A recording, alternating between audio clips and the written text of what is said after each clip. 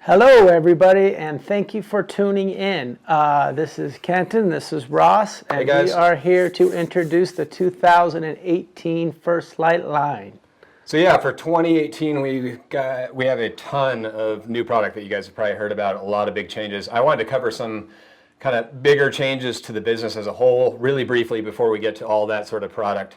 All these changes were made with the customer in mind, and that's what's most important to us.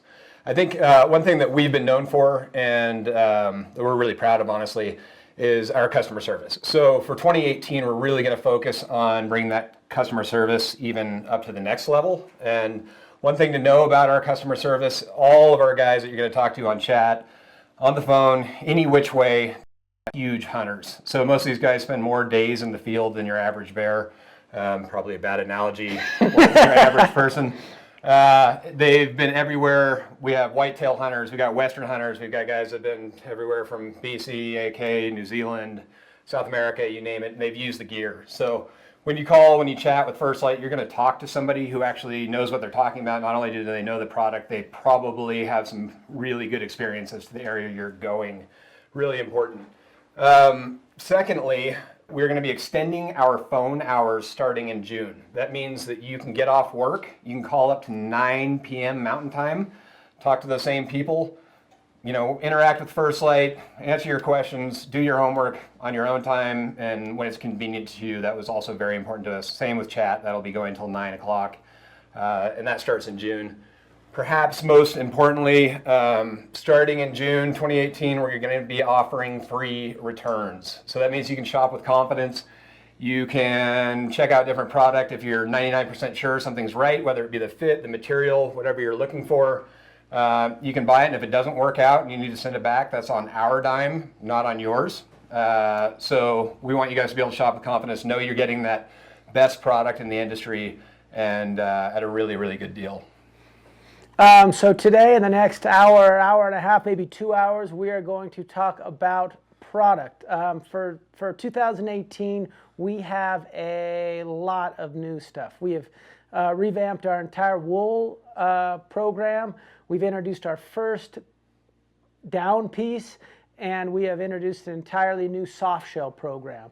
So stick with us, and we will hopefully answer all your questions and do the best we can to kind of get down to the nitty-gritty.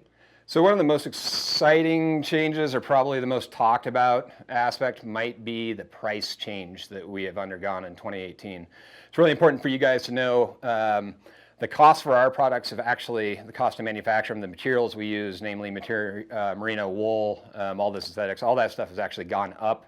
That doesn't help us. Regardless, we brought our prices down. And what we feel like most importantly is that we make the best gear on the planet. And if you shop around and you check out other players in the landscape, other brands, you look at what they're offering, you look at the quality and the material and the construction that we're offering at these new prices, I think you guys are going to be super, super psyched. And that was the idea, is this whole customer-centric package. All right, well, so now I'm going to start talking about the pre-order now functionality and the way your page is set up right now. Right now, you'll see a pre-order now button below the video, and product links, when you click on those, will be opened in a new tab. So what that means is you can actually listen to us talk as we get into the new product. You can hear the live cast going, and you can watch it in that little window, but you can also be browsing product pages, making decisions, checking stuff out as you go. Really cool functionality that we're really psyched on. You can also ask questions on the right-hand side there as we go on, and we'll do our best towards the end of each segment to address some of those if we can. Let's see, what else do we have? Merino hierarchy. Yeah, so, sorry, guys.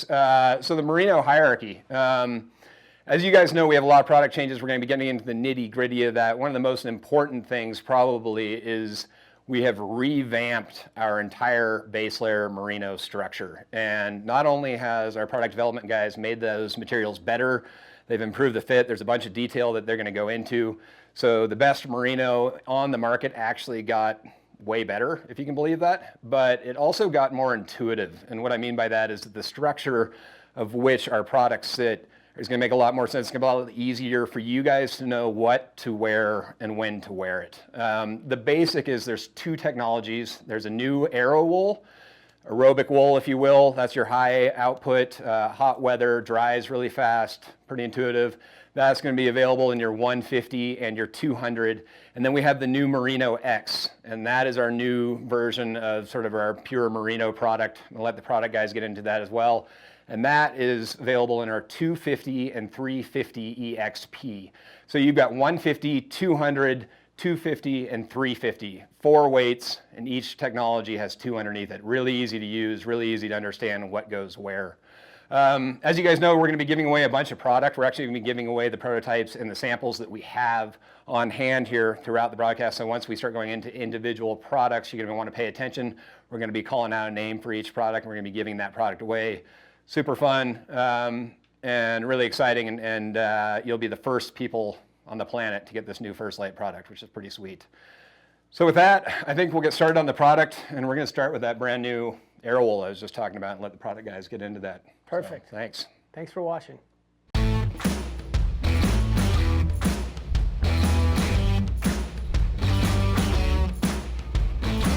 I'm Ben Flandreau. I'm the Director of Product and Design here at First Lite. I guess the biggest benefits that we've realized out of the redesign of the Aero wool is that we've gotten increased durability by integrating the nylon into these specially designed yarns. They're ultra soft. It uses a 17.5 micron merino wool, and then it also has this nylon blended into it. Now you not only have a merino piece that has no smell, no shine, no sound, but now it's drying unlike any merino product ever has. This is really designed from the ground up to provide everything that somebody needs in the field, so that you don't have to think about it, so that you can just go out there and hunt.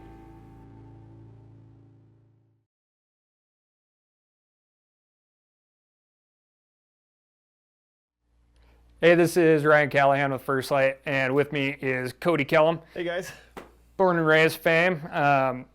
If you are not aware of their project, Land of the Free, you should definitely check it out. It's amazing stuff, and the proof is kind of in the pudding in that these guys get a ton of days in the field, and pretty much as long as First Lite's been around, these guys have been product testing for us. So 10 years. It's been crazy. Yeah, so definitely folks that we can rely on, and they hunt in a lot of different climates that we don't get a lot of chance to. So we're going to talk about our 2 lightest weights in the Aero wool, our Aero wool program, which is the Wick and the Fuse. So we have an ultralight in the Wick and a lightweight in the Fuse. Aero wool is a blend. You should have seen this in the product video, but it's a nylon blend.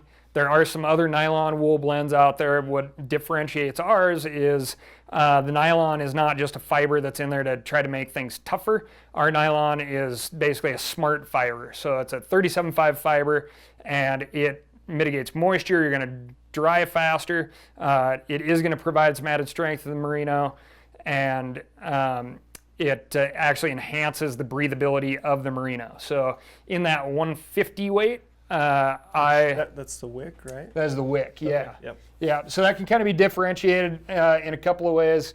The mesh panels are a big one, and it's also in the gusset of the crotch, so armpit, crotch, high heat producing areas.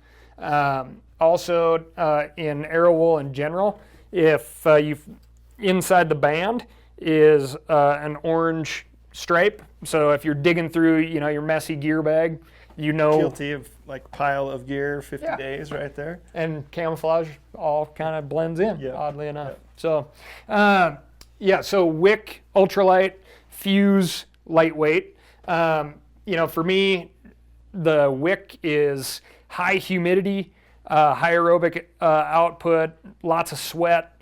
That's my go-to because it dries fast. That was kind of my experience. I mean, like I used to run cotton for years, like literally bow hunting, growing up in cotton. 10 years ago, got into merino, and like for us, we're hunting the Oregon coast a lot of times, super humid, like hot, 85 degrees a lot of times during bow season. And even with cotton, like you'd sweat and it would be wet, cold. switched to merino.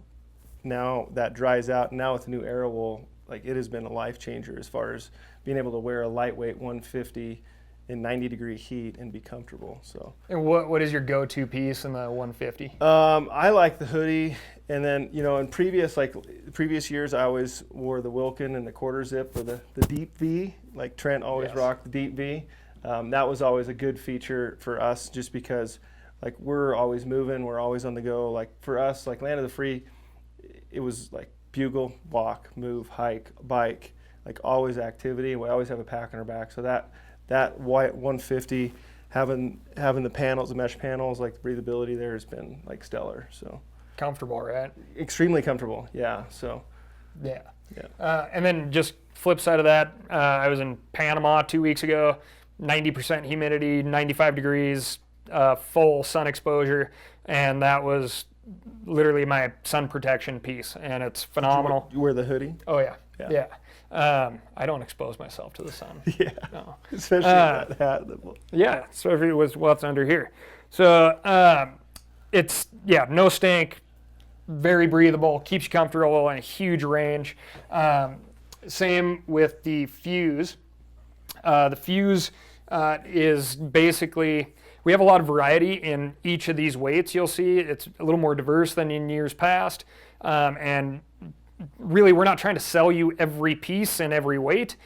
We want you to kind of look through the line, call us, ask questions, and we're going to get you dialed in for less gear, more efficient system, because as you know, everybody runs different. If Cody and I are out on a hunt in the exact same conditions, we're likely not going to be wearing the exact same kit because your bodies just function differently. And I'm really stoked on the addition with that 150 weight with a hood this year, because for me, same deal like sun protection. I hunted Nevada 2 years ago. Like my neck just got fried sitting there glassing. So even though it's hot out, you can have that sun protection with a hood. But for me, I always rock like the deep V and that hoodie together. For like that balance mid-September on, especially like this year in Colorado. I didn't go to a heavier weight because we were just always on the move. So those two 150s together a lot of times what I ran with. So Yes, the deep V is fantastic until you step out on a busy trailhead and see other people. Scare them away. Yeah. I do. yeah. So a lot of versatility. Again, kind of differentiate the Wick from the Fuse. The ultra lightweight has our merino mesh panels. The lightweight does not have the merino mesh. 150 versus 200. Lots of versatility, and hopefully you can see on your screen the different items in each category. And again, ask us and we can help you dial in the perfect kit for you. I do have a question. Just like, what is the difference from the Airwool this year from in previous years? Well, Like the Wilkin versus now. so in previous years it was a polyester blend. This year it's a nylon blend, and again it's a 37.5 fiber. So that fiber is actually working round the clock to move moisture primarily, and so it's going to enhance the breathability of a really lightweight wool. And it helps dry faster? Is that? Helps it dry faster, and it's going to be a little more durable. Okay. Yeah. So we are going to announce a winner for a 150 long sleeve crew, and that is Timothy T. from New Jersey. New Jersey. That is awesome. And then we are going to, so congrats Timothy T. from New Jersey. And we're going to head into our Merino X.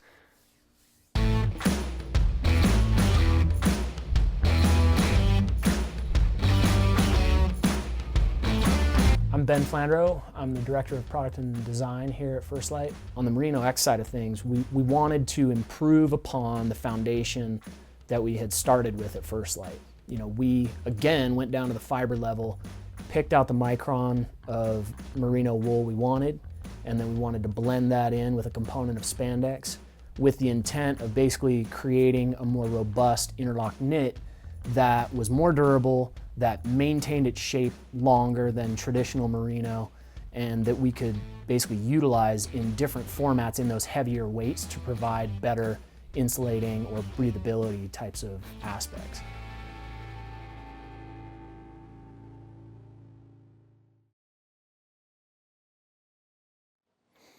Hey guys and gals, I'm Greg Farrell. I'm the product operations manager here at First Lite. We're moving into our next category of wool, which is the Merino X category. So very similar in structure to our Arrow wool category.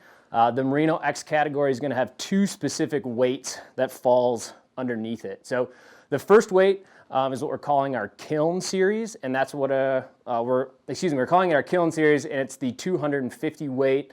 It falls in the mid-weight range of our overall scope of wool. And then the next weight is our expedition weight. So this would be at the top of that range for the coldest weather, most stationary hunts. We're calling that our furnace series, and that's a 350 weight. Yeah. Hey guys, I'm Ben. I'm the director here, of product and design here at First Lite. To talk a little bit about the mid-weight kiln, it's our 250 weight interlock knit.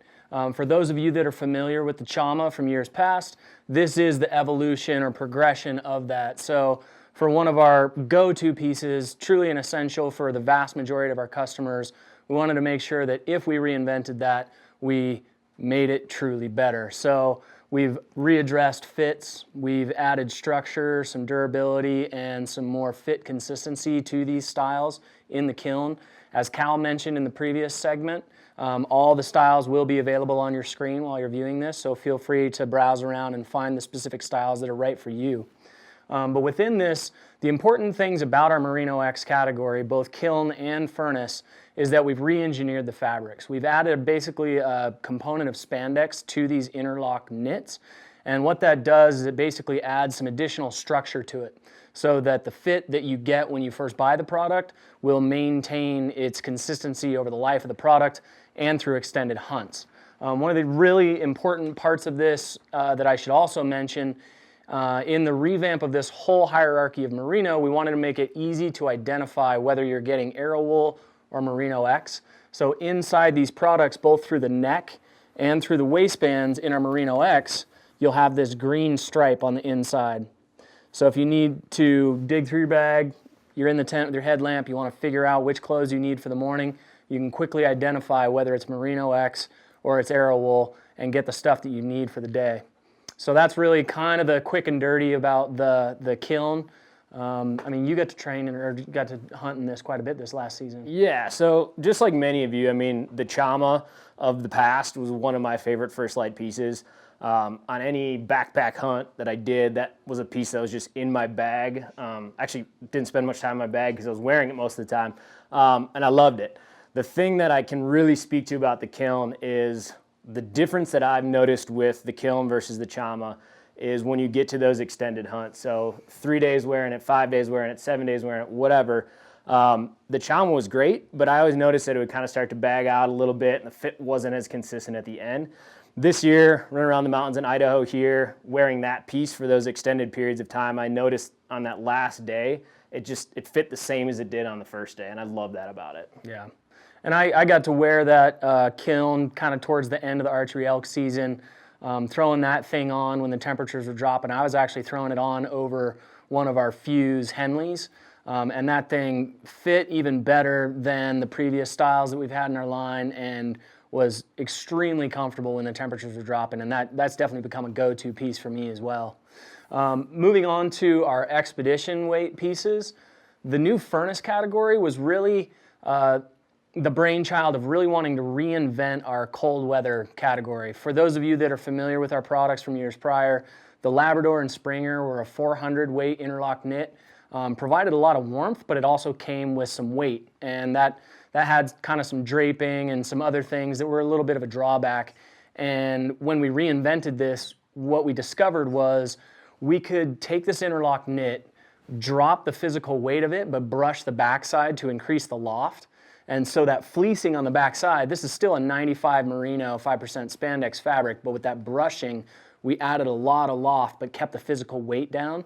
So now this thing is exceptionally breathable, but it has a lot of loft and warmth.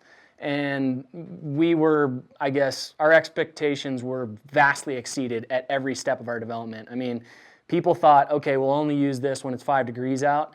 And as we got through development, more and more people in this office were like, oh my, I've got to wear that. Like, I want that now, and I'm going to wear it all the time.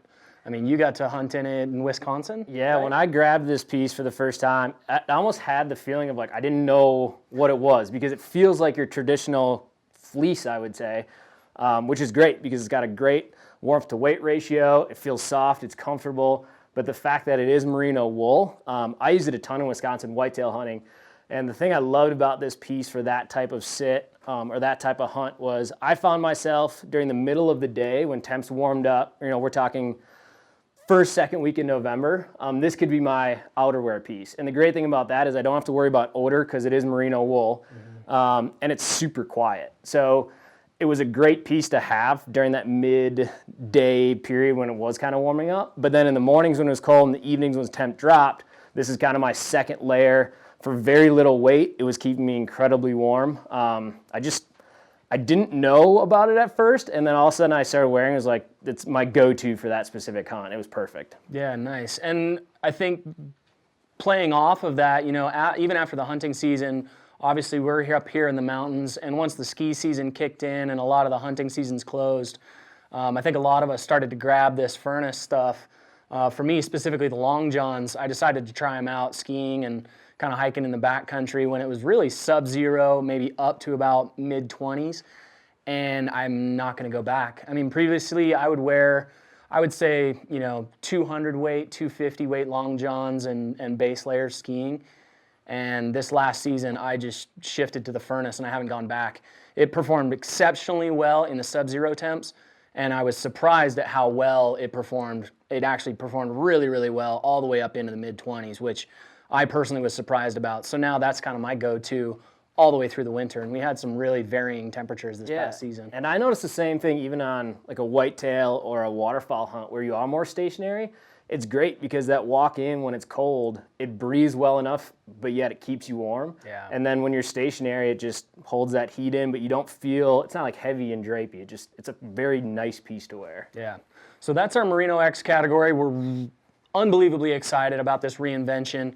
As I mentioned earlier on, we have all the styles on the site while you're viewing this live feed, and you'll be able to check out the various style variations that can fit whatever your personal needs are. With that, I think we're moving to the giveaway. So right now it looks like we're giving away, what product are we giving away on that? Anybody know? Oh, the Merino, nice. So the Furnace Henley. The 350 fleece Furnace Henley goes to Colin F. So congratulations, Colin. I think you're going to be super excited about that piece. We're going to transition now over to the women's lineup, and I'm going to send Greg off and bring Bridget up here so we can run through this stuff. Hey guys, I'm Bridget Noonan, Marketing Director at First Lite. I'm really excited to talk about the women's line because we've totally revamped our base layer pieces, expanded the line both in Aerowool and Merino X, and we've got an awesome new outerwear piece with the hybrid jacket.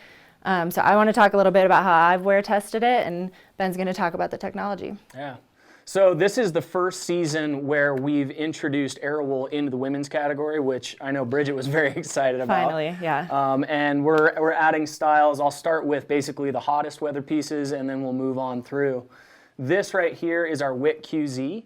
So as Cal mentioned early on, this is our ultralight 150 Aerowool fabric. It's a jersey knit. This is perfect for hot weather. The differences here from what you see in the men's piece, obviously it's the same fabric, so it has the same performance features, but in terms of engineering, we basically tailored it all to be specific to women's fits and needs. So on this piece specifically, what I'm excited about is the deep zip in the front. When the weather gets hot, you have that ability to exhaust some extra heat if you're really hoofing it up a mountain. In addition, it has the 125 gram, 37.5 mesh under the arms. So where you're generating the most amount of heat, that's going to basically be the most breathable and dry the quickest. Two of the other features that I'm really excited about in terms of the revamped cut, one being the inset thumb loops in the wrist cuffs. These are ultra comfortable, really nice low profile design. And then the thing that I think is the best that's really hard to see that you'll have to kind of check out in additional views on the website is the drop tail hem. So there's a really flattering extra coverage, a nice profile or silhouette for women's tops. We've added that basically across any of the new women's tops that you see. Those types of features will be consistent all the way through. And you got to use this top quite a bit. Yeah, the fit is dialed. I got to wear test this. Probably my favorite opportunity was in Western Washington, and when it wasn't pouring rain on us and it's hot and it's really humid, this piece was instrumental to add to my kit because previously I just didn't have an Aero wool solution for that kind of temperature. So having this panel underneath your arms, having the drop tail hem, it's built to move with you. This is one of my favorite pieces in the new lineup. And one of the things I should mention about all of this Aero wool fabric is that in our lab testing, which I think was obviously backed up by a lot of the field testing, these Aero wool fabrics were drying on average twice as fast, if not 6 times faster than any of our nearest competitors. So any merino products or merino blends, this stuff was blowing doors on all of that stuff. In addition to that, it actually also outperformed our previous Aero wool. So that was really exciting to see. Not only did we increase the durability by moving to the 37.5 nylon, we actually improved all the performance metrics that we had in that first round of Aero wool. So this stuff dries even faster, this stuff moves more moisture, this stuff regulates body temperature even better than our Aero wool previously that was already outperforming a lot of the stuff that was in the market. So we were super excited about that. In addition to this Wick QZ, we also have a women's active brief that we're going to introduce. In prior years, we had the Syringa Boy Short, which was really comfortable. It was a nice merino piece. I think women, they liked it, but they were definitely looking for something that really fit into their day-to-day kit. And so with this active brief, we basically changed the silhouette to a cut that is designed as like a second skin. This is perfect for your active hunts. This is perfect for whether you're working out, whether you're doing yoga, running, hunting, whatever. This is cut and engineered to be like full activity, high output brief. It's definitely worth giving a try. I like the Syringa Short, but really I only have ever used it to sleep in, maybe bring it to camp with you. But the active brief is actually built to move with you. Just like Ben said, it's pretty much good for any kind of high active output that you're going to be doing.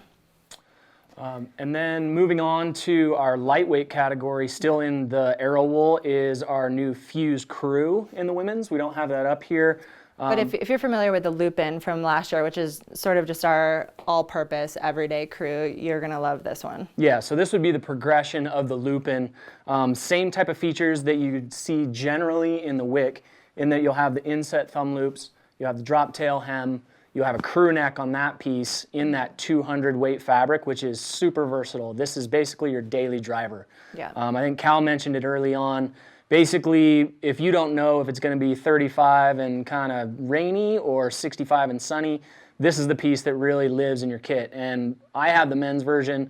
That's definitely been my go-to because it has such a broad temperature and weather range that you can kind of cover all your bases if you don't know what's happening. There's never really a time I don't have that in my kit. It's honestly good for everything. Yeah. The one difference there that I'll reiterate on the Aero wool stuff in both men's and women's is that you'll be able to tell the difference between the Wick and the Fuse by the Wick having the lightweight mesh paneling and the Fuse having 200 weight fabric throughout. So that's a good additional way to be able to quickly differentiate which products you have in your gear bag. Yep. And you can see on your screen if you go down, all of these pieces we're talking about are available in Fusion and Cypher and our women's solid colors. So if you're somebody who likes to mix and match, you can definitely do that. Right on. Moving into, I guess, jumping over to our Merino X category. Yep. We just talked about that on the men's side in terms of how that fabric is constructed and all those general things. For the women's, we're adding the Kiln hoodie and the women's long jane. So those of you that are familiar with our Artemis hoodie and our Larkspur bottom, these are the reinvention of those. So they'll utilize our new fabric package in our 250 weight interlock knit, that mid-weight fabric. And they are a progression also in terms of engineering and fit. So the Kiln hoodie has an improved hoodie, improved fit through the torso, also has the drop tail hem and thumb loops incorporated. So that's really nice. And it just adds durability, having that little bit of spandex in there. I mean, you could wear this thing for 7 days in a row and it's going to fit just like the first time you put it on, which I love about it. Yeah. So we really wanted to beef this up. On the bottoms, this is the women's long jane. So the reinvention here from the Larkspur is that we wanted to improve the waistband. So this is a lay flat waistband with a brushed jacquard strap inside. So it's super comfortable. It is comfortable. Very low profile. You don't even know it's there. Stays with you while you move. I can't say enough about the fit of this piece. This isn't something that's going to get baggy as you wear it. It's going to stay close to your body, and it's not going to ride up or start to sag. It fits great. So that one is definitely a new staple for the women's Yeah, line that absolutely. I'm really excited about. And then most exciting for me is the new hybrid jacket. Last year we introduced the men's Sawtooth jacket. We all felt a little left out. Didn't quite fit us ladies as good as it could. So we're introducing the women's Sawtooth jacket, which is our new outerwear piece with hybrid. I guess I can step over here so you can talk technology a little bit. But we've got the merino, 300 gram merino along your waist and all down the back and on your hood. So you're gonna get that moisture ventilation where you need it. And then you get 60 grams of insulation in the chest and the upper arms, which is a surprisingly warm piece. This really adds a lot of insulation when you need it. I'll use this as my early season outerwear piece, and then I end up just layering over like the Aurora Puffy or the Cascade jacket into the later season. Yeah, and so to speak a little bit to, I guess, the design ethos or really our operating premise when it comes to designing women's gear, we've talked about it a lot at the shows. We've talked about it a lot to whoever's really been in front of us, but Yeah. really what we hold to very, very firmly is that we're not going to pander to women. We're not changing any of the performance benefits. Anything that we're engineering that we believe in as a performance benefit that's in the men's, we also provide in the women's. So there's no change there. What is the change? The change is basically engineering the fit to make sure that we're addressing the anatomical differences so that this piece does fit as good as possible on whoever's wearing it. So with this women's Sawtooth, as Bridget mentioned, it has our Merino X 300 wool through the underarms, across the back, wherever you're generating heat, if you're wearing a pack or sitting against a tree. Right. Then you'll have the wind blocking and the robust DWR through this brushed nylon. It's still super silent, but you'll get a lot of wind blocking and some waterproofing over those critical areas in the kind of the body map zones of the torso. Underneath that 37.5 technology, that 60 gram insulation is really enhancing what the wool is already doing, helping regulate your body temperature, keeping you comfortable, and keeping you warm.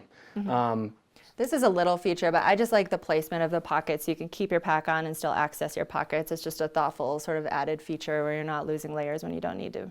Yeah, so we're really excited to be introducing that now for the women's as well. That's been a popular style for the men's, and You're gonna love it. I don't think anybody's more excited than Bridget. So now this we're doing a part, giveaway? Yeah, we're actually going to give away a couple pieces for the ladies watching. So we are going to give away one of my favorite Sawtooth hybrid jackets, and I think we are also going to be giving away a base layer piece as well. Nice. All right, so winner number one that's going to get our new Wick QZ is Sarah Spear. Congrats, So, Sarah. Congratulations, Sarah. I think you'll really love this piece. And then on the Sawtooth, it looks like Erica Yost. So we're going to email all the winners, and we'll get your shipping information and get this stuff out to you guys soon. So I think we're going to jump into Grid Fleece next. So if you guys know the old Halstead fleece, we've got some new cool things coming. So we'll kick it over to those guys. First Lite took the time-tested tech fleece and optimized it for the modern hunter. A versatile mid-layer for tree stands or backcountry expeditions, the Klamath's Grid Fleece construction provides exceptional warmth-to-weight ratio while reducing wind chill. The Klamath features an articulated fit and built-in stretch to maintain full range of motion. The top also boasts high-Q, pure antibacterial treatment to manage human odor and a hidden zipper chest pocket for calls or tags. Available in a quarter zip and a hoodie, the Klamath is a solid layer for both stationary and active hunts.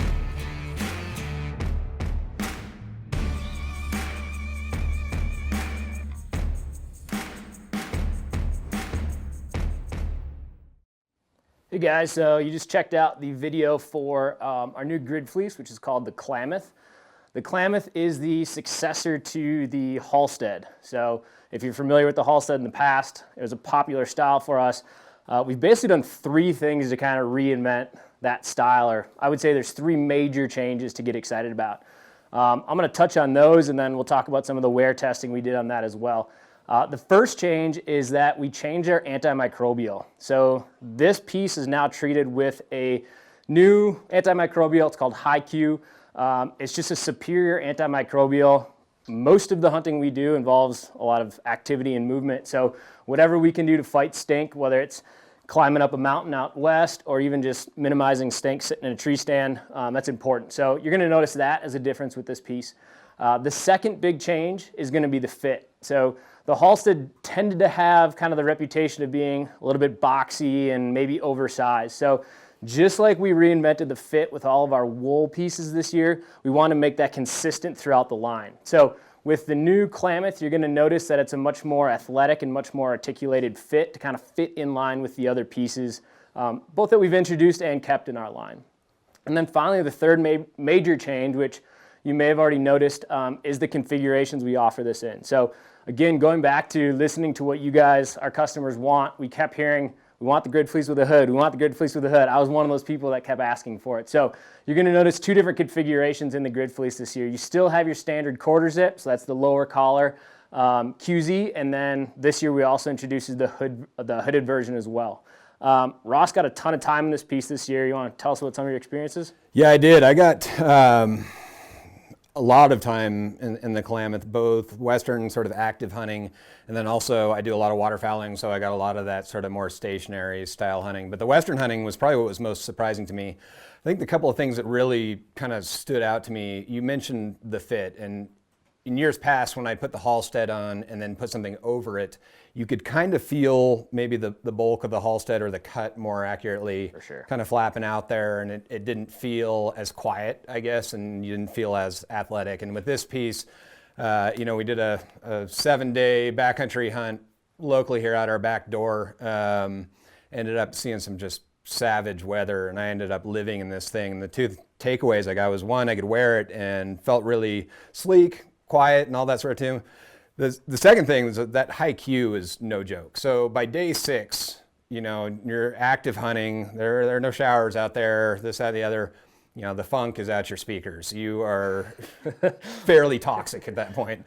And I was shocked, honestly. I mean, knowing that this is one of our only synthetic pieces, especially in our layering system, so you don't have all the natural benefits of the Merino. The high Q actually steps in and does a really good job of mitigating that odor, and I noticed that very quickly. I'd say by day 2. Yeah. I was noticing that it really didn't stink. The other thing that it does really, really well, and for those of you guys that own the Halstead, you already know this, it cuts wind like nobody's business. So out here in the Potato State, especially waterfowling that time of year, we see a lot of clear, really windy days. I often find myself maybe 2 layers underneath the Klamath, and then I'm finding that wind ripping, and it's shocking how well that thing actually cuts that wind. So whether you are in the duck blind or probably more likely in a tree stand, you're looking for kind of mild mid-weather piece, but there's a lot of wind going on, you simply can't beat the Klamath. And then having that hood, man, just like all the other pieces, I love our hoods because when I don't want it, I forget it's there. They're so low profile. It's not one of those pieces where you're always like, that hood's annoying me, it's getting stuck in my pack. Things slips right in there, and then when you want it, you bring it out, and you're adding a significant amount of warmth, for real. So that was killer. Yeah, I noticed the wind thing too, especially up in a tree stand or what have you. You can actually get away with this as an outdoor piece. I mean, it's quiet, blocks the wind. If you're in that mild temperature range, but it's windy, it's a perfect fit then. Yeah, so it's a great piece. Yeah. Really excited about it. We're actually going to give one of these away in the hooded version today. So, Ross, who do we have for a winner on our hooded Klamath? Our lucky winner is looking like a Brady Buyer. Brady Buyer, you have just won the hooded Klamath, which is a sweet, sweet piece. Congrats, Brady. You're going to love it. All right. Now what we're going to do is we're actually going to transition into kind of the outerwear portion of our live feed today and our launch. It's kind of hard to even say that we can top a lot of things that we've done with the wool and that we've already described, but there's a ton of hype, and rightfully so, around our outerwear for this year. So we're going to kick that section off with one of our new pieces, and we'll let you guys see the video first. This is the Corgi Jacket, so go ahead and check that one out. The Courgette jacket is a 4-way stretch brush buster. From kicking down farm windrows for pheasants to pushing through thorny swamps tracking blacktails, this jacket is your go-to. Durable, lightweight nylon protects skin and base layers from whatever your hunt throws at you, all while reducing wind chill. Our trademark shooter's cut and 4-way stretch material never inhibit mobility or your ability to draw a bow or raise a shotgun. A burly but airy piece for a variety of hunts, the Courgette jacket is a formidable addition to First Lite's line.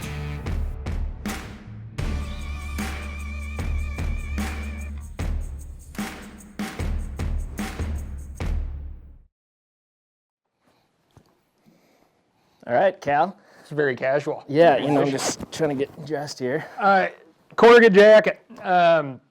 It'll be familiar to you if you wear the corrugate pants. Case, you're a big corrugate pant guy. Yeah, it's been my go-to pant for the last, since you guys introduced them, but early season's great. Elk hunting, obviously, through September.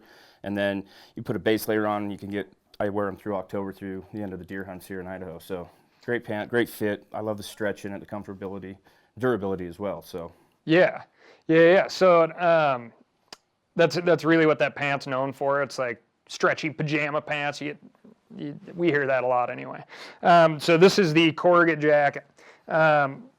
This piece, it's lightweight, just like your corrugate pants. It's got a lot of stretch, super durable. There is a DWR on there as well, so you get a little bit of water repellency.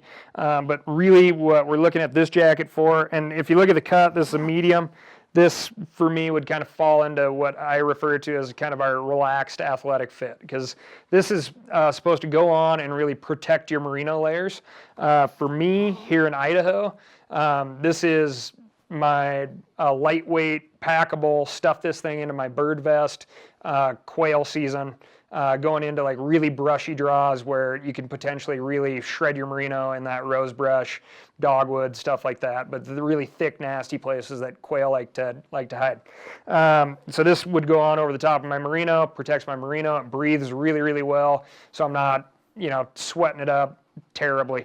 We've had a lot of field testers really get into this piece in Arizona, New Mexico, Texas, Mexico, places where the vegetation can really jump out and grab you.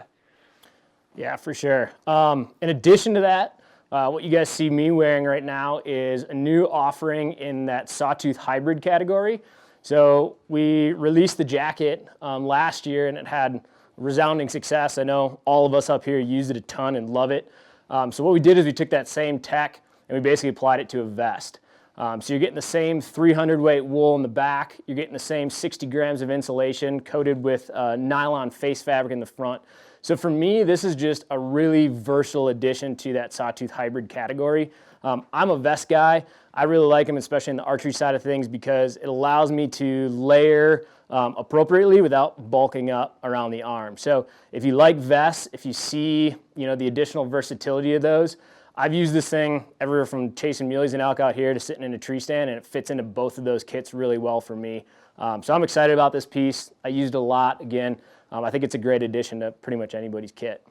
Shotguns, very appropriate for anything shotgun oriented, whether you're out shooting clays or those odd days, early waterfowl season where it's super cold when you get out. You got to buck some wind sitting in the blind. And again, like incredible upland piece because that blocks wind in front, and you're high output on upland days, and you're not sweating like crazy. So for sure. Next up, which Casey's doing a phenomenal job of modeling right now. I'm sure you guys can see how good he looks. Is legitimately my favorite new piece in the First Lite 2018 line. So what we're talking about is the softshell kit, the Catalyst softshell kit. We have this in both a jacket and a pant. We're going to roll the video on that to show you guys some of the tech that goes along with that. And then I'm definitely going to jump into some of the wear testing I did in that piece this year. From the tree stand to the tundra, the Catalyst system changes the paradigm of technical hunting softshells. Traditional softshells are loud, stiff, and don't breathe well. Our proprietary two-layer construction directly addresses this, creating a jacket and pant that are warm and breathable while also being lightweight and completely silent. Interior 37.5 fleece lining works to optimize your body temperature while the durable exterior resists moisture with our advanced DWR. Zippered mesh pockets manage tags, GPS, knives, and other accessories without noise or hassle. The result is an ultra-versatile jacket and pant ideal for a wide range of environments and hunting applications. Whether you are looking for silent warmth sitting for whitetails during the rut or hoofing it through knee-deep snow on the trail of late-season elk, the Catalyst softshell system will help you get it done.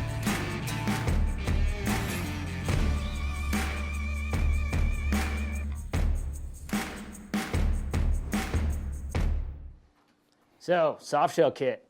I grew up in the Midwest. My bread and butter is whitetail, and if you know anything about whitetail hunters, we are insanely particular about how quiet our clothing is. Picky is what we'd call you out here. Yeah, maybe picky, maybe just have high expectations, I don't know.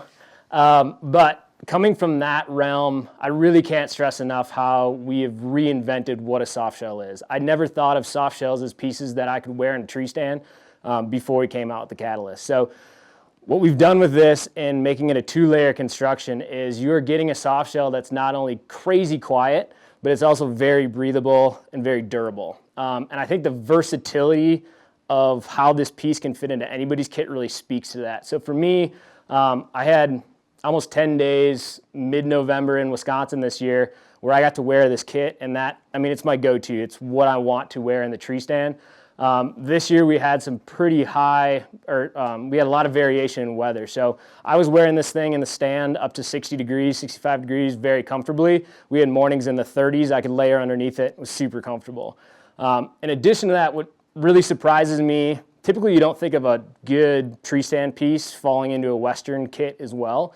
But because of how well this piece breathes, that same kit that I was wearing in a tree stand in Wisconsin mid-November, I was chasing elk and mule deer in out here, and it breathes well enough that even charging up a hill, going after those critters, it's an extremely versatile piece that I'm fired up about. If you can't tell, these are the pieces that I think really kind of defined some new territory for First Lite this year. I'm sure you guys will be excited to get them in your hands too.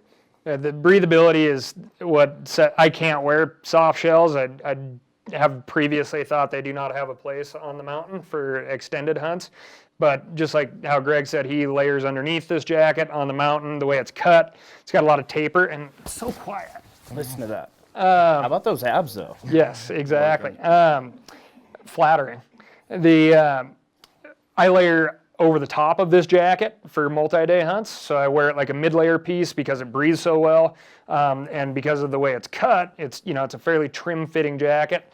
I would throw the next piece that we're talking about, the Chamberlain puffy, over the top of this thing when I'd stop and sit end of season. So no, I can definitely see me using this piece a lot in the early season as a kind of a go-to jacket. Wear it in the morning, and great jacket to stalk animals in. It's so quiet, comfortable, lightweight. So I'm excited about this piece for this year for sure. Yeah, it reduces the bulk. Yeah, it does. It does. One other thing to note about that, the jacket does have a pretty burly DWR, so it is going to, in addition to breathing really well, actually resist wind and water way better than you would expect it to. Is another one of those kind of surprise features for me. I didn't expect to get that out of it, but definitely did, which is cool. Yes. I got a lot of days in the saddle in that pant too, and rode through like a lot of super wet willows, and was very impressed with how dry I was, despite I was kind of feeling cold and clammy, but the pant was actually dry, and the face dried out really fast just sitting in the saddle, riding in the wind. So were you talking about the down jacket? Yeah, so next up we're going to move into, so I could rant and rave all day about the Catalyst system. A lot of people would probably argue that the next piece we're going to talk about might be the most technologically advanced, kind of game-changing piece that we threw into our line this year. So we're going to show you guys the tech video on the Chamberlain, our new down puffy jacket, and then we're going to jump into some tech on that. One thing I do want to say before we roll that video about the Chamberlain is a lot of people have asked, why is it taking First Lite so long to get into the down program? Obviously, being a company that lives and plays and hunts in the mountains, we know down, we understand down. It's had a place in some of our kits for a long time, but we kind of made a conscious decision to not just come up with a down piece to get into that space. If we were going to do it, we wanted to make sure that we were doing something better than what was already out there, and something we could really hang our hat on, not only in the hunting market, but across the board in general. So check out the video. I think you'll understand how we feel that we've accomplished that, and then we'll talk about some of our experience wearing that thing too. The Chamberlain Puffy provides the industry's best warmth to weight, highly packable insulation for the coldest conditions. Utilizing a revolutionary blend of premium 800 fill down and 37.5 fibers, we have created a jacket with greater loft and moisture transfer rates than conventional parkas. With over 30% more downfill than the closest competitor and weighing in at a mere 25 ounces, the Chamberlain raises the bar on cold weather insulation. Body mapped to maximize heat retention and minimize weight, the Chamberlain is engineered with non-sewn through baffling in the core and a heavily insulated collar and 3D turret hood that still preserves field of view. Extremely lightweight and compressible, this jacket is the perfect insulator for late season backcountry hunts. Articulated fit protects range of motion, and tri-coat lined hand pockets are oriented to the inside of the downfill to protect hands when temps drop, while interior stash pockets provide transparent storage for gloves, a gaiter, or GPS. The exterior of the jacket is treated with a DWR to repel moisture and cut wind. All of these features come together to make the Chamberlain jacket the answer for the hunter who demands serious warmth for extended late season expeditions.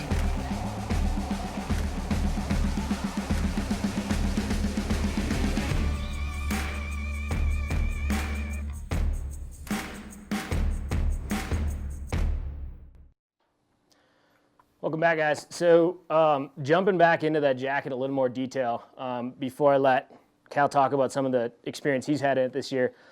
The big thing that we did to revolutionize down in this space is that what we did was we came up with a method to impregnate those down clusters with 37.5. So just the way that Cal had talked about 37.5 in our wool and how it's a smart particle, it's actually participating in moving moisture away from the body. It's going to do the same thing in this jacket. So you're getting a down jacket where these clusters are impregnated with this 37.5 technology. It moves moisture away. It also works really well in terms of increasing the breathability of that piece. So Cal, you wore this thing a ton this year. What's your feeling on it? Yeah, I mean, I think the other kind of part of that 37.5 story is this jacket maintains its loft so much better than any other. And believe me, I was wearing a big down jacket at the end of every season up until we finally came out with our own. And yeah, the baffles in this jacket just stay loftier. They're going to stay loftier over time. And in these, big loft insulated pieces, that the bigger air pocket you have is the more insulation. So the jacket's working harder for you. A couple of kind of interesting things is because it has this 37.5 story and it's moving moisture, this down breathes better than anything I've worn in the past. So in those transition points where, you've been hiking, you stopped, you threw on your big jacket, and, you're kind of a little bit clammy before things dry out. You don't want to peel your jacket back off and face into the wind and go right away. You can still hike in this piece a little bit longer than I ever would have expected. So you can get a little bit of vertical out of this. And that certainly came in handy on my last late season hunt. It was, really horrible conditions and kind of dangerous conditions for, if you had to overexert and get everything sweated out. It was definitely stop what you're doing and build fire time, as opposed to continue and hunt and dry yourself out by movement time. So really robust DWR, big horse pack and ride in this thing too. And it stood up to 6 hours in rain. Again, this is testing. This is not what we want you to do, but I think that it will have that DWR and help you in those transition periods, when that weather gets really variable. But yeah, the hood on this thing's the best I've ever had. It's stood up head to head against a lot of other jackets during the testing phase. Man, it is a truly unique piece out there and highly recommend. Yeah, we got to wear the jacket on our annual steelhead trip a few weeks ago. And if you've ever been to any part of Oregon, you kind of run through the gamut of weather. So while we were out there fishing for the 5 days, we were in sun, wind, cold, and rain, and the jacket held up perfectly. But these guys could definitely speak to the tech side of it and impregnating the 37.5 or whatever they were talking about. But what I can tell you, not coming from the tech side, it is a damn comfortable coat, and that is for sure. I feel like I could put this coat on, and I have a pillow around me, and I could fall asleep. Yes. So, but still lots of movement, right? Lots of movement. There's no movement constraints, which was nice. Plus, if you can roll it up and put it into the hood like we've been doing, it 2 for 1, right? With the backcountry backpacking stuff, it makes for a great camp pillow. Oh, nice. Yeah. Yeah, I can definitely add. I was blown away by how well that piece moves with you. And just to Cal's point about his hunt, like the comfort you get and the peace of mind you get having that on a late season hunt. We had one of our field testers that was using this thing this year. I'd heard that he nicknamed it the womb because he's like, it's cold, mule deer end of season. He's like, you can tuck in that thing and it doesn't matter how much the wind is blowing or how cold it is, like you stay warm. It's a pretty killer piece. Yes, AKA the womb. The womb. Don't forget Let's that. rename it. So speaking Oregon Steelhead, Seek pants. Seek pants. So Seek pants, we're adding the pant to the jacket that we've already released. So again, we just want to let you guys know that we appreciate all the comments and the feedback, especially coming from the product side of things. We want to make gear that you guys want to use. When we introduced the Seek jacket a few years ago, that was kind of our foray into that burly 3.5 layer, Southeast Alaska, BC, Pacific Northwest type of jacket. And the feedback on that's been phenomenal. Immediately upon releasing that jacket, we had people saying, well, where's the pant? And a jacket like that deserves a pant to match it. So this year we did release the Seek pant. A couple things I just want to touch on quick on the tech side of things. The Seek pant has a lot of the same tech features that you know and love about the Seek jacket. So it's still that full 3.5 layer, very burly kind of bomb-proof construction. In addition to that, there's a few other technical features that we spent a lot of time working on and kind of slowly revising and making better through the testing period. The first one of those has to do with these suspenders. So what you're going to notice on this pant with the suspenders is it's a 2-point suspender system, and these suspenders actually come in the front of the pant. That does a couple things for you. One, because these are a full zip pant. If nature calls in the middle of a hunt or whenever it might be, you can actually fully zip down the back, deal with your issue that you got going on without taking your pants off. You keep your boots on, you can stay dry. Which if you're living in that cloud situation, less exposure is just mentally a big deal. For sure. In addition to the new suspender system, we've done 2 different things in this pant to provide a mechanical protection from additional moisture or water. So a lot of times when you're, whether it's hunting elk in Western Washington or up in BC or wherever, if you're walking through wet stuff, you're constantly getting water hitting the front of your pant. So we did 2 things there. One, we added a full flap on the side of the pant to cover up this side zipper. Now, it is a waterproof zipper, but again, this just provides a mechanical barrier to that zipper to keep water from even getting to it. Another thing we did with that is on the pockets, the front pockets of this pant. I'm sure you saw it better in the video than you'll be able to see it here, but there is a roll top feature on this pocket. So when you fold the pocket over, you're actually providing a flap that covers the pocket opening. So if your phone's in that pocket, tag, wallet, whatever, you're going to keep it dry. On the tech side of things, I would say that's kind of the biggest kind of cool features to it. Casey, I know you guys wear the Seek jacket a lot. You specifically, I think, spend a ton of time in it. Where do you maybe see this? Do you see this pant working into your kit, or what do you think about it? Yeah, without a doubt. The Seek, I've worn the Seek jacket probably in a lot of ways for ways you guys didn't create it for, but it's kind of my go-to early morning coat that I just throw on in the morning because it bucks the wind, it keeps me warm. Plus, it's super packable, and if it rains, I have my coat on already. But I see that playing into my kit, especially when we go back out to Oregon to do the Land of the Free 2.0. If you guys have ever hunted Western Oregon, 20 miles from the coast, it might rain, but even if it doesn't rain, most of the time you wake up and everything is wet. So it's a great pant to throw on when you leave the truck. Like you said, you can get in and out of the pant quick. Definitely see us using it, for not only rain, but for the morning dew as well. Yeah, and Casey brings up a great point there that I forgot to mention too. The way this pant is designed, it's designed to be a pant. You wear it like a pant. It's supposed to fit like a pant. It's not necessarily your traditional fit, like throw it over something because you get a quick 20-minute downpour just to cover up. This pant is going to fit like your jeans. It's going to fit like your hunting pants.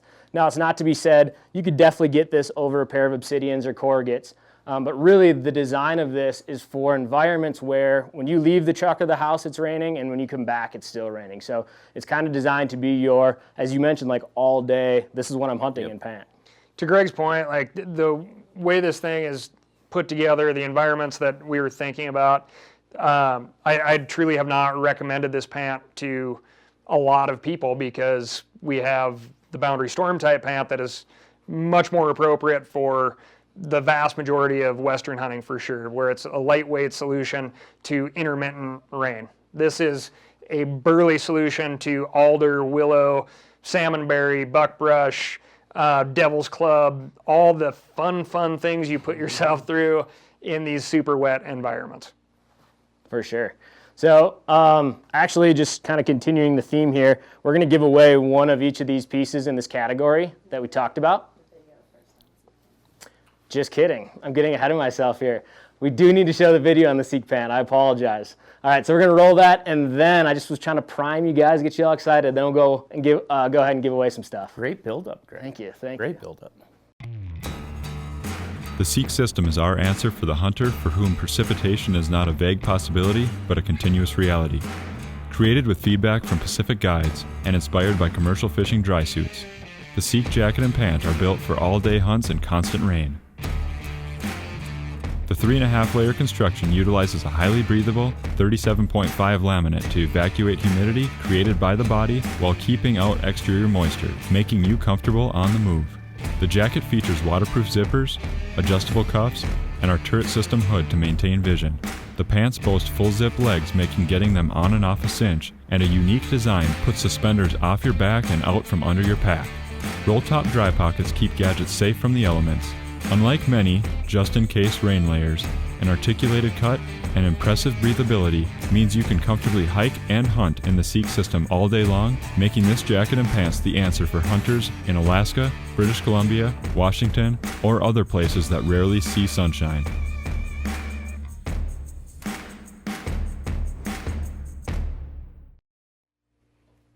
All right, so even though I was a little premature on the giveaway, we are going to give those pieces away now. Cal, you want to go ahead and announce our winners on these pieces? Big winner, Travis Berg, BRG, gets brand new Chamberlain Puffy. Congrats, Travis. Lucky Yes, Travis. congrats. Jeremy Alderson from Arizona gets a full catalyst kit, jacket and pant. That's unreal. Congrats. But wait, there's more, Bridget. Guy Lightfoot wins a Corgi jacket. You'll be pumped for this. Yep. Bryce Heminger wins a brand new pair of Seek pants. Nice. So yeah, boy, if you got a burly set of rain pants. Yeah. Congrats to our winners, and thanks for sticking with us on this stuff. Yeah. So now that everyone's had a chance to digest everything, first of all, congrats to all our winners. We'll contact you guys here shortly. We're going to jump into a little Q&A. So you guys have been asking questions, really good questions this whole time. Keep them coming. Casey's fielding questions to me right here, and I'm going to pepper them to these guys who are going to answer. If we don't get to your question live, we'll definitely go back and answer every single one. So anything you want clarified, anything you want to just say, get out there, feel free to answer or ask. So let's start out with a tree stand hunter, since I'm from the Midwest. All right. I'm guessing this is going to Greg. So what First Light gear would you recommend a tree stand hunter wears or buys that's hunting anywhere from 70 degrees down to 15 below? That's quite the range. It's so every temperature. Yeah. Honestly, I think I spoke to it a bit when we were going over the Catalyst series.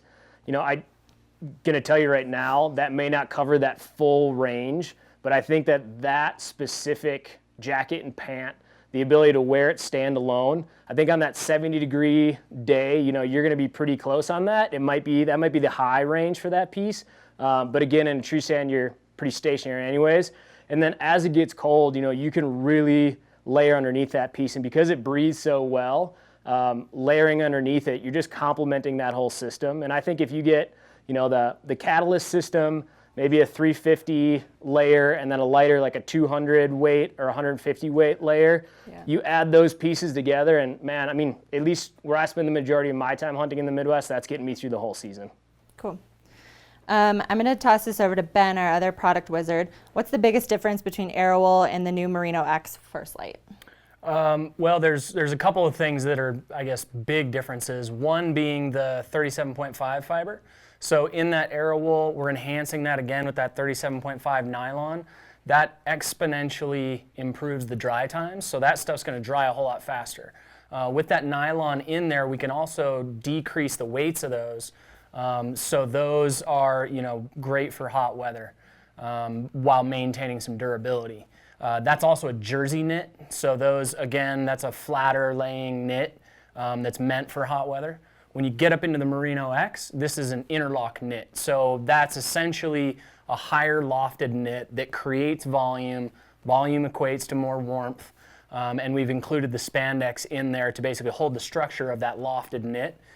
So those are probably the biggest differences in there.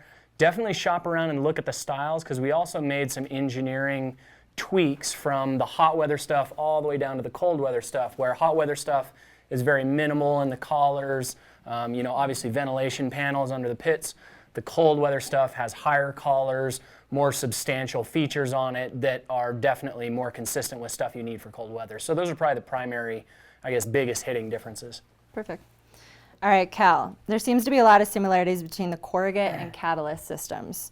Could you go into a little more detail on the uses for and differences between the Corgette guide pants and jacket and the Catalyst soft shell pants and jacket? By the way, this is from Daniel Z from Buffalo, New York. All right, Daniel Z. Buffalo's a lovely town, by the way. So Catalyst is, you have a brushed inner, so it's a little bit of lofts, a little bit of insulation. It's really soft, quiet on the outside, but still, for me anyway, very surprisingly breathable, really good range of motion. On the Corgette side of things, it is this nylon. It's very thin, meant to be ultra breathable for a synthetic, and durable. Tons of stretch built in, but there's no insulation. You're going to have to layer up underneath or over the top of a full Catalyst kit, Corgette kit before you would a Catalyst kit. You're going to have, I would say, for like really pokey things, you're probably going to get a little bit more protection out of the Catalyst just because it's thicker. But for like lightweight, really on the move, early season, Corgette. And you can stretch that Catalyst kit probably, for me anyway, the way I run, like into the mid 50s before it gets kind of overheating in a backpack situation. For sure. So yeah, lighter weight on the Corgette. Think mid to heavier weight, depending on what you do for the Catalyst. Probably more quiet on the Catalyst side of things. Some built-in insulation. You're not going to have to layer as fast for the Corgette. To that end, I think really quickly, just to show you the Catalyst, the inside, this is obviously a single layer 4-way stretch nylon that you can kind of see down here. So the primary goal of this thing is brush busting, durability, single layer, a little bit of wind and rain protection. This has a 37.5 fleece on the inside. So that fleece has the 37.5 fibers in it, so you get a little bit more insulation.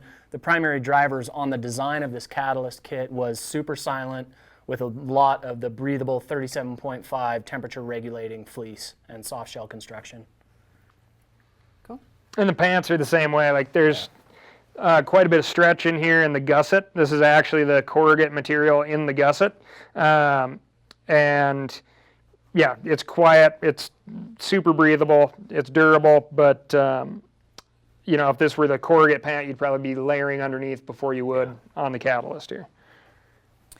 So I'm going to take a question from Kyle, I'm probably going to butcher your last name, Ang, from Fargo, North Dakota, and this will go to everybody. For the new gear that we've talked about, what is your must-have? Ooh. And I kind of already talked about mine, the women's Sawtooth jacket. So you want to go with yours? Let's see, my go-tos, the must-have. I think Farrell's pretty spot on. The Catalyst kit, I was shocked. I'm a lot like Cal. I usually run hot, so I wouldn't have thought that would be such a go-to for me, but I got to test it out on a couple of hunts this last fall, and to your point, it covers such a broad range of the temperature spectrum. It's definitely going in my kit. Beyond that, I really love the 200 Fuse Henley and the 350 Furnace Henleys. So all of the new products? Yeah, basically all the new products. Okay. But I've been struggling with this all along.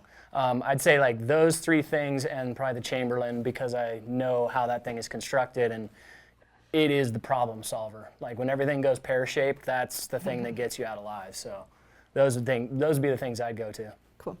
Cal? Yeah, I certainly do not own everything that we make, and I could basically get through the entire season, any situation that would come up with the addition of the Chamberlain Puffy this year. The Seek pants are awesome. That's just going to have a much more narrow window of use for me during my season. But that Chamberlain, don't think of it as an excessive piece. It's got an incredible range, and you can really minimalize your kit, depending on your style of hunting. Especially with that compressibility. Like you can keep it tucked away and break it out if it really goes crazy. It's bizarre how many situations you can justify packing that jacket, because you can eliminate a lot of other kit. You guys know how I feel about the catalyst system, so I'm going to try and diversify a bit here. I definitely do not think that the new Klamath, the Grid Fleece, should go unnoticed. I was always a Halstead fan, but the new microbial treatment, just the fit, the fact that it has a hood, I'm a hood guy, like this is a piece that I wear all the time in pretty much any hunting scenario, but it's also a piece that I love to use for any of the backcountry stuff I do, camping, bumming around town. Like it's just super comfortable and it's a very versatile piece. I'm a big fan of it. Cool. This one could go out to anybody up here, but Gavin from Southwest Washington asked, are the new Seek rain pants a big improvement over the Boundary Storm type pant? It sure gets wet here in the Pacific Northwest. You've been hunting in a lot of that wet stuff. You want to talk about it? Yeah, I mean, it absolutely is an improvement. It's really the same amount of waterproof, but you're getting much more, I guess, lasting durability out of the Seek, right? So if, the Boundary is not my first choice now, if I know, it's a moose hunt in BC, and it's 10 days of rain and 10 days of walking through underbrush that is fully saturated and is constantly slapping you. I've always said it could be like a substitute for waterboarding. It's miserable. That is Seek pant territory. It's really durable. Situations where that Boundary Storm Tight is going to be the perfect answer for waterproof, but if you're fully saturated and you're 5 days into a 10-day hunt and you slip and you fall down some beaver trail and you get whacked with a bunch of willows on the way down, we built that pant to be much lighter weight and be a solution for typical Western hunting. Whereas the Seek is going to stand up to high abrasion, constant water contact for a much longer amount of time than your Boundary Storm Tight will. Yeah, kind of to that end, when we designed the Boundary Storm Tight, the idea is that one is as light as we believe you can technically go without compromising the durability of the pant.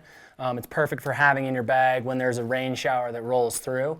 The Seek pant, however, obviously is the 3.5 layer. So where the Boundary is a 2.5 layer construction, this is a 3.5 layer construction. It does have significantly better water resistance. It also still maintains a high level of breathability. So you definitely get a much better protection from the elements from the Seek. It's more durable, better water protection, better breathability, and that thing is designed to stand up, to more abuse than the Boundary for sure. I would say to really boil that down, if you're sitting there asking yourself, should I buy the Boundary or should I buy the Seek? Fall back on what it was designed for. If you want a rain pant that you're using to pull over your pants that you hunt because your conditions warrant it, go with the Boundary. That's really what it's designed for.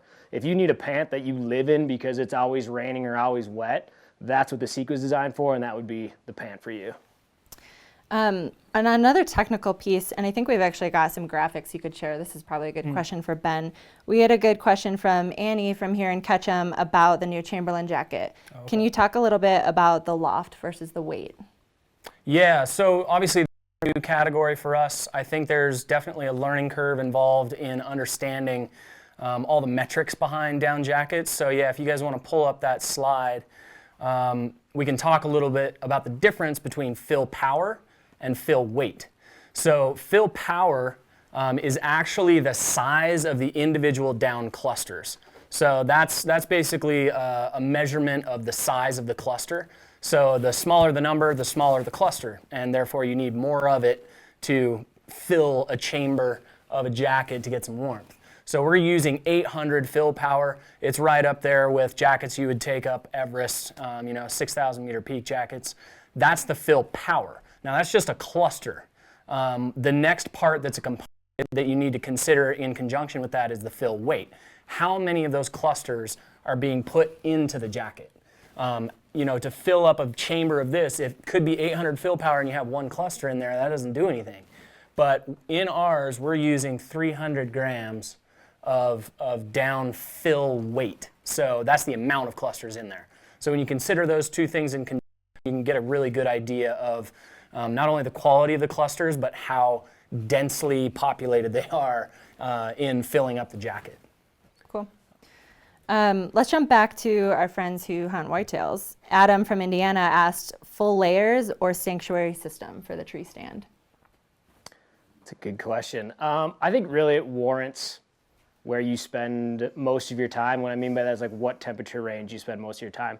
The sanctuary kit is unbelievable. And for me, like growing up in the Midwest, Wisconsin specifically, when we get to rifle season, end of November or into December, and you're getting those 0-degree days, 10-degree days, maybe below zero, nothing beats the sanctuary kit. You can crawl on that thing and outlast anybody sitting in a tree stand because of how warm you are.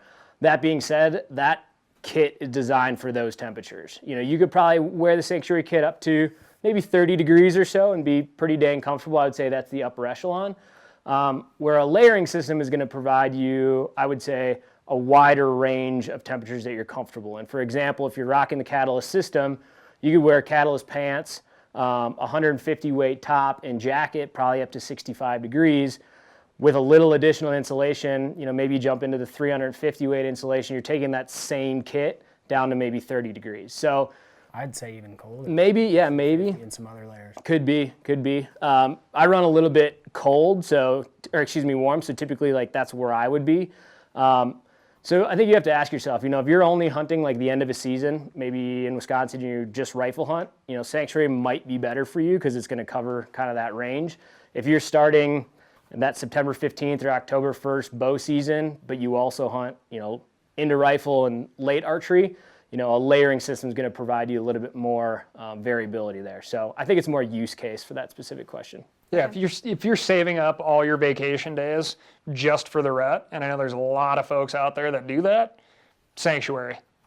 If you are, have some other hunts planned, have, a little bit more free time, and you're trying to work every part of the season, I would start building a kit, and then, you're going to have all of what you need to come out west and hunt if that's part of your plan at some point too. So. All right, this is pretty much for everybody. From Hunter Kath from Forest Lake, Minnesota. If you could only afford one camo pattern to use, which would it be? That's going to be different for every single person you ask. I'll start. If I was just buying one camo pattern, I'd go with Cypher. The reason I'd go with Cypher is it's a great breakup pattern. So even if I'm in an early season whitetail situation and there is a little bit more green, the way that pattern breaks up my outline in a tree is phenomenal. That same pattern takes me through the fall in the Midwest, but it also spans my entire seasons out west as well. So if I had to pick one, I'd go Cypher. Don't be afraid to go 50-50. I know people don't talk about it, but I mean, you want to break things up? Yeah, go half fusion, half Cypher. And intermixed on your layers because you're constantly going to be changing things up, and I don't think that's a bad thing at all. You just kind of dodge that question. Hunting confidence. Hunting confidence. All right, what setup, this is from Joseph De La Garza from San Antonio, Texas. What setup would be best for September moose in the Yukon? Kind of pointing that towards Cal. Yeah, Cal filled that one.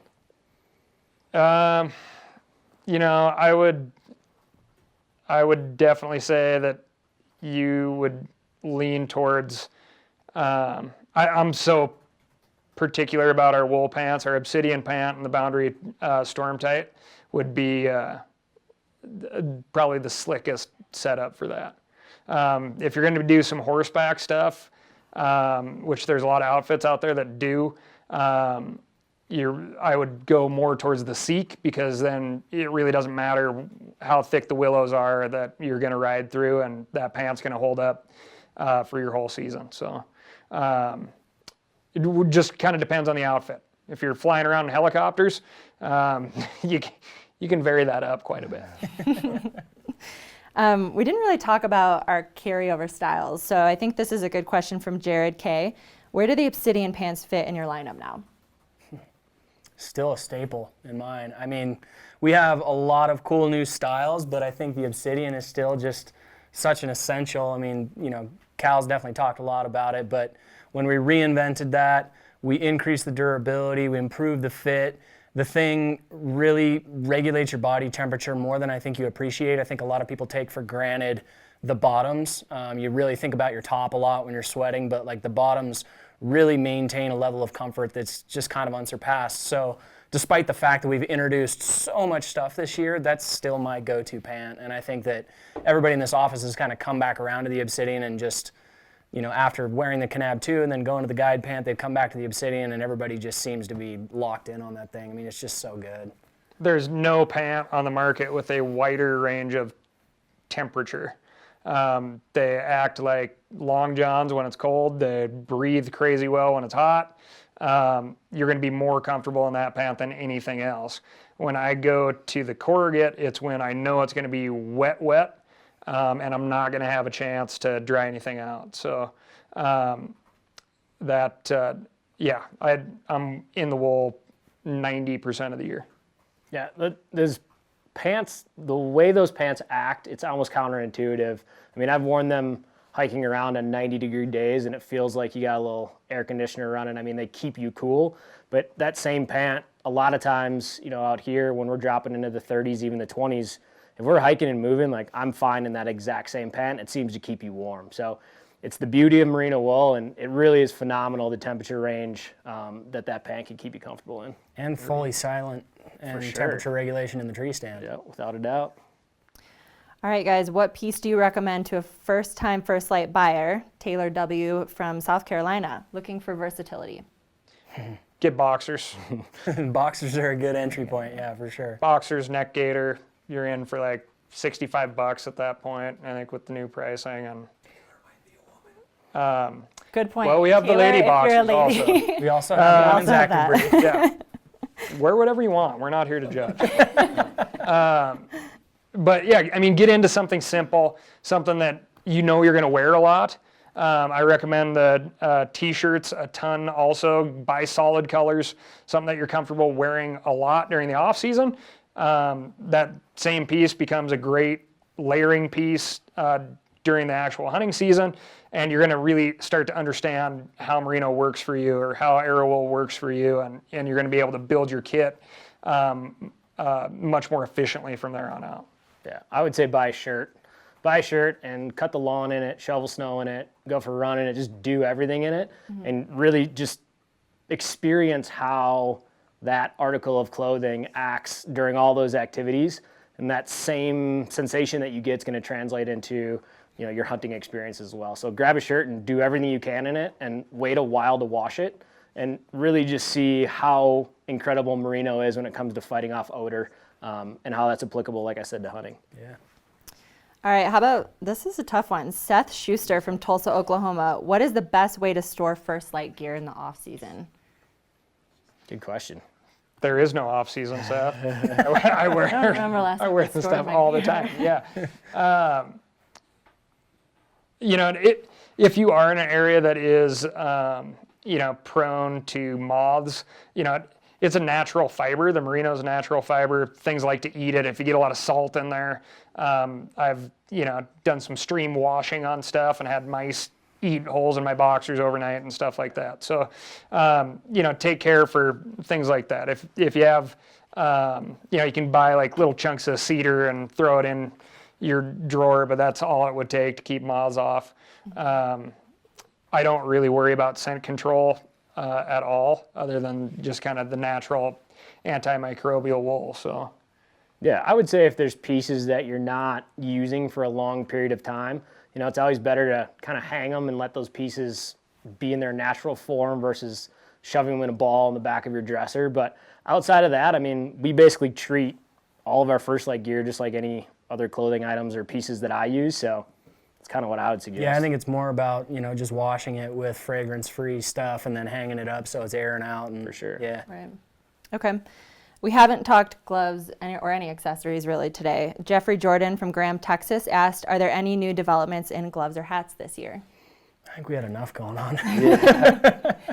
But everything does carry over, so the same place you would always go look on firstlight.com, you can see our full assortment of hats, gloves, gaiters, and the whole gamut. That'll all be available for pre-order. A couple things have been out of stock lately, so feel free to add those to your pre-order if you're interested in some of the new gear. Yeah, but in all seriousness, in terms of advances in our headwear and our gloves and actually our gaiters and other accessories, all of the new wool fabric packages that we talked about today in Arrow Wool and Merino X are basically transitioning into the existing products. Like the beanie and brim beanie will now be the Furnace 350 fleece. You'll have the midweight gaiter in our 250 kiln fabric.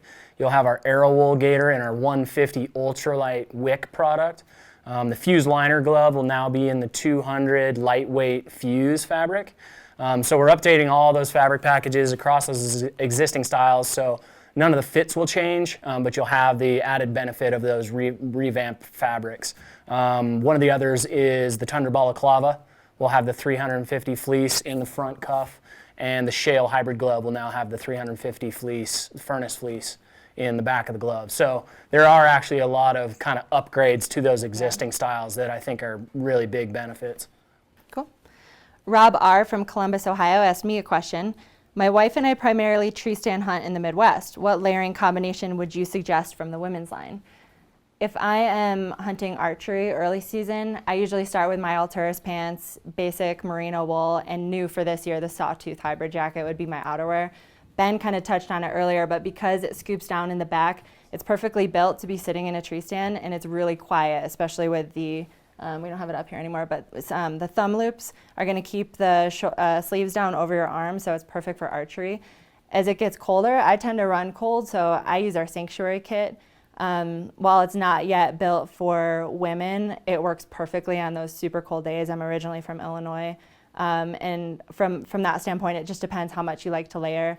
If you do run warm, I would just suggest our Aurora Puffy, which is built perfectly for basically every type of hunting. So thank you, Robert. And one more question on the Sawtooth. This is Kyle, actually. Kyle asked two questions. So from Fargo, North Dakota, how does the Sawtooth vest compare to the Uncompahgre Puffy vest? Yeah, I would say it's definitely a different animal. The Uncompahgre vest is a fully insulated vest, whereas the Sawtooth vest adds a bit of versatility where you just have the 300 weight merino in the back. What that provides you is in that probably higher range of temperatures when you have a pack on or when you're leaning against a tree in a tree stand, it's less weight and insulation where you maybe don't need it. But again, you still have the 60 grams of insulation in the front with some windproof nylon. So I would say, you know, the constructions on them, very different, which is going to be dependent on I would say the majority of your use case. The Uncompahgre vest, overall, you're going to get more insulation per weight. It's going to be a warmer piece. The Sawtooth vest, I would say, has more versatility in the ranges at which it performs well. Perfect. Well, it's going to be that time, so I think we're going to wrap things up. So you guys, we might have lost the stream there towards the end. If you missed anything throughout this whole presentation or want to rewatch it, this will be available on demand on our website and YouTube page. So just stay tuned for that. All this good stuff will still be available. Our pre-order is going to be continuing to run through mid-April, so get your orders in. Give our customer service team a call if you have any questions or want help ordering. We're all hands on deck, and we'll be answering all the questions that you guys put in today. So keep them coming if there's stuff that we didn't address. And I want to definitely send a special thank you to our friends at Born and Raised and Hush for joining us today. Yeah. It's really exciting to launch 34 new styles and our new website. If you haven't checked out firstlight.com, you'll notice a couple new updates there. And I think that's it. So thank you guys for joining us, and feel free to give us a shout if you want to talk.